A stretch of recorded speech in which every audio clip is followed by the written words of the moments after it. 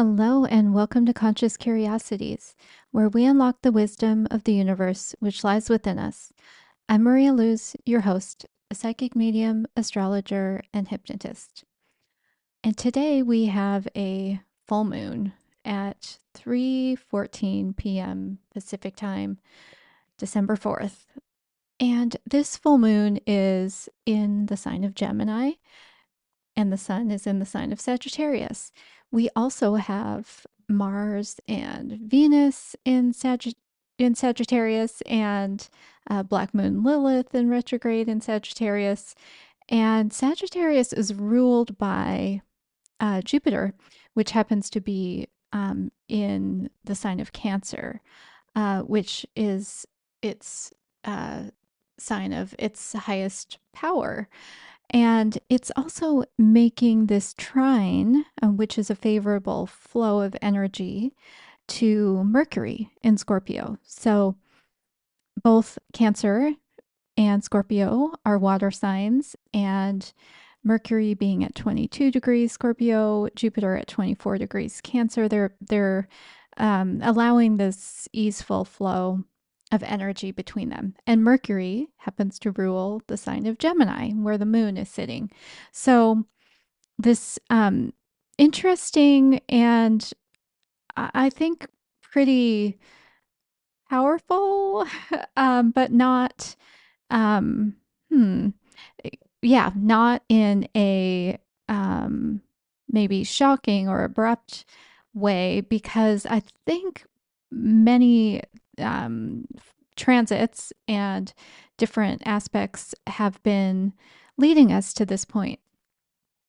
So, this is the last full moon of the year, and it is a super moon. So, it's going to be one of those that, if you can see it, will look very big. Um, and big is a word for Jupiter. Jupiter just expands things, whether they are good or bad things. So I think that's also kind of a key for what this full moon is going to highlight.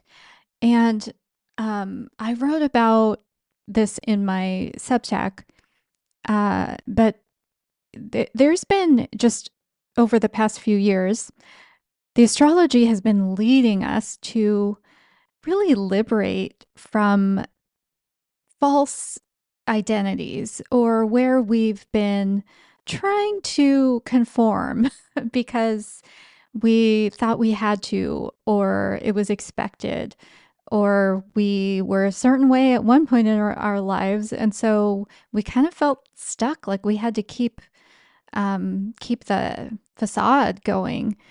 And the astrology has been leading us to stop doing that, basically, to liberate ourselves from those constraints. Um, because, when everyone's walking around like some fake ass version of what they think they're supposed to be, or how they think they're supposed to act, then there's not a whole lot of room for compassion or diversity of anything, basically, because the range of what is acceptable or desirable becomes so small, and it becomes dominated by whoever has the power to set the expectations, which is not what we want. So the astrology has really been leading us to be brave enough to step out and just be our damn selves and let the chips fall where they may, because they are falling, and we don't want to be crushed by them. So, but what the real reason is so that we can see each other as the human beings that we are, and not as like just, well, I had my hair appointment scheduled, and the, one person hair salon closed that day because she's sick. Oh my God, I'm so inconvenienced because, she's not there. We start like forgetting that these people behind the role have lives too, and they have, bodies that can fail on them. They have children, they have parents who they might be caring for. They have other side jobs. They're going to school. They're learning how to play piano, whatever the thing is. We need to allow for this full spectrum of humanity. And so this full moon, the reason why I feel like it's a good time to focus in on that is because Sagittarius is this sign about being in the natural state, allowing it to expand, unfold as naturally um, will happen. And Gemini is a sign of being curious, not having preconceived notions.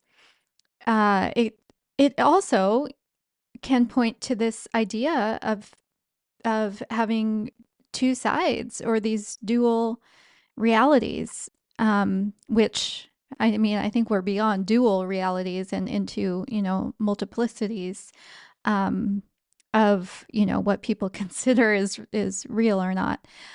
So for a lot of reasons, this full moon, it's a good time to kind of see where you are in that process of liberating yourself again, where it's safe to do so. Um, you can, a lot of people, it's not safe to do so in a lot of scenarios or with certain people.